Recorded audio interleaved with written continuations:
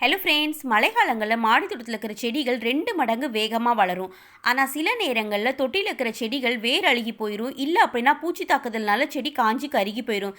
இதுக்கு முதல் காரணம் பார்த்தீங்கன்னா தொட்டியில் தண்ணி தேங்கி நிற்கிறது. எங்கள் ஊரில் தொடர்ந்து 4-5 நாளாக மழை பெஞ்சிட்டே இருக்கிறதுனால மாடி தோட்டத்தில் எந்த ஒரு வேலையும் பார்க்கவே முடியல. ஆனால் தொடர் மழையில் மாடி தோட்டத்தில் சில முக்கியமான வேலைகள் பார்க்காம விட்டுட்டோம் அப்படின்னா மழைக்கு பிறகு நம்மளால் சில செடிகளை காப்பாற்ற முடியாமல் போயிடுது. இது மல்லிகைப்பூ செடி. இந்த தொட்டியில் பார்த்தீங்கன்னா தண்ணி தேங்கி நிற்கிது. இப்படியே விட்டுட்டோம் அப்படின்னா கண்டிப்பாக வேரழுகி போய் செடி காஞ்சி போயிடும். மழை நேரங்களில் தொட்டியில் தண்ணி தேங்காமல் பார்த்துக்கிறது எந்த அளவுக்கு முக்கியமோ அதே மாதிரி மண்ணுக்கு மேலே காஞ்சி பழுத்து விழுந்திருக்க இலை எல்லாமே சுத்தம் பண்ணுறது ரொம்ப முக்கியம்.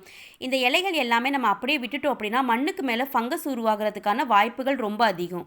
தொடர்ந்து மழை பெய்யும் போது செடிகளுக்கு எந்த ஒரு உரமும் பயன்படுத்தாதீங்க. மழை நின்ன பிறகு லைட்டாக மண் காஞ்சதுக்கப்புறம் செடிகளுக்கு உயிர் உரம் பயன்படுத்துங்க.